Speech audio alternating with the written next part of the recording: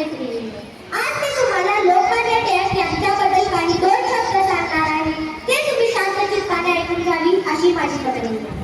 स्वराज्य हा माझा जन्मसिद्ध हक्क आहे आणि तो मी मिळवणार अशी सिंहगर्जना करणारे नेतृत्वाने जहाज, क्रांतीची मशाल आणि स्वातंत्र्याचे ढाल म्हणजे लोकमान्य टिळक होय. यांच्या प्रतिमेस वंदन करून मी माझ्या भाषणाला सुरुवात करते. मित्रांनो, लोकमान्य टिळक म्हणजे बाळगंगाधर टिळक यांचा जन्म 23 जुलै 1856 रोजी रत्नागिरी जिल्ह्यातील चिखली या गावी झाला. लोकमान्य टिळक हे भारतीय स्वातंत्र्य चळवळीचे प्रमुख नेते होते. लोकांना स्वातंत्र्याविषयी भावना जागृत व्हावी म्हणून लोकमान्य टिळकांनी मराठा केसरी हे 2 वर्तमानपत्रे सुरू केली.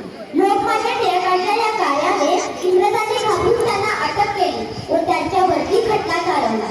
तेव्हा न्यायालयात लोकमान्य टिळकांनी स्वराज्य हा माझा जन्मसिद्ध हक्क आहे आणि तो मी मिळवणार अशी सिंहगर्जना केली.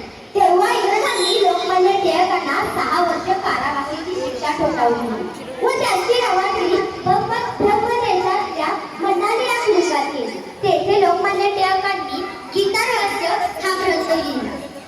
स्वातंत्र्यपूर्व काळ ऐक्याची व राष्ट्रध्वजाची भावना लोकांमध्ये जागृत व्हावी म्हणून लोकमान्य टिळकांनी गणेश उत्सव व शिवजयंती हे 2 उत्सव सुरू केले.